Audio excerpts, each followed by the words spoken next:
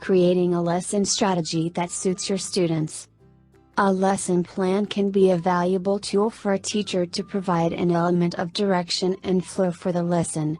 A lesson plan can serve as a useful reference during a class and as a record for later use.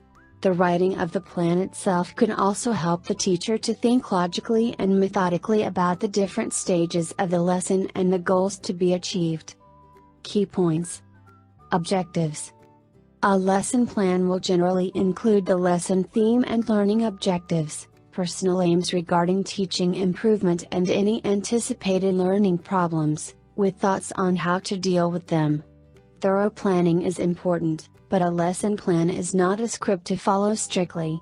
Some room for flexibility should be allowed in the plan so the teacher can adapt to the needs of the students. Class size. When planning a lesson, the teacher should consider the class size and the English competency level of the class, making sure the activities are suitable. The activities should be challenging to the students so they do not get bored, but not too difficult such that they become frustrated or are unable to understand the lesson properly. An effective lesson will involve themes that are in line with the students' interests. The teacher should attempt to find out what the students' interests are in advance and take care to include various interests from lesson to engage all the students. Timing. Timing is an important factor to consider in the planning stage. You should estimate how much time each activity will take so you can plan the progression of the lesson. This reduces the possibility that you will run out of time for the lesson or that you will have time left over at the end. It is useful to have some extra activities planned for the class in case the students move through the activities quicker than expected.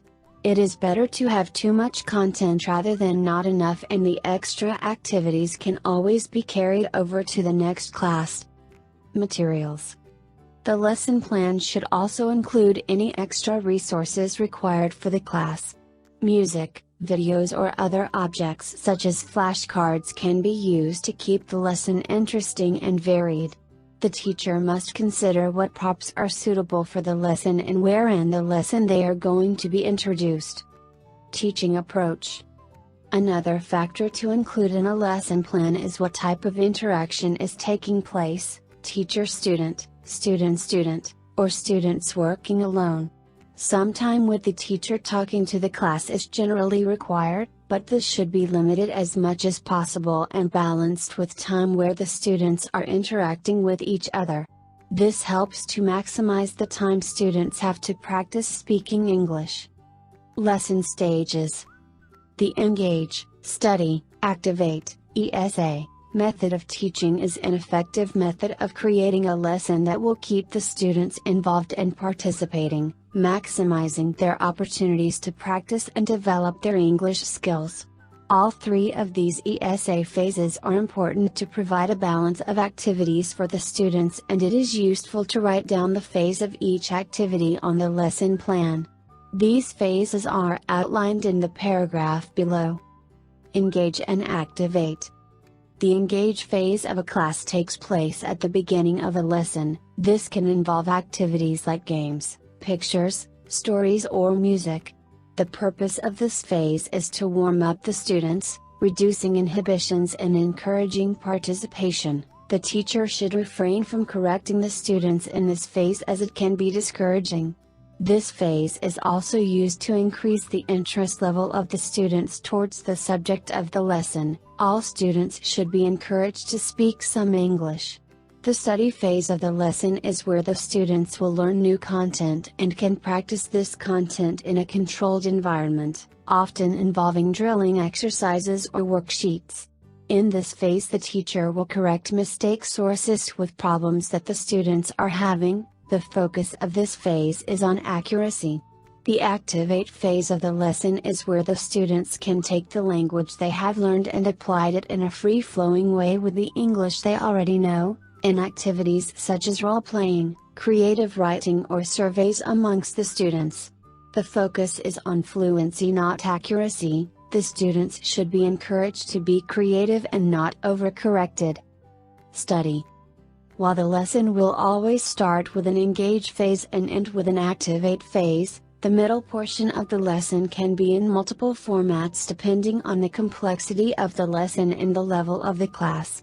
3 common types of essay formats include straight arrow, boomerang, and patchwork. These will be discussed below.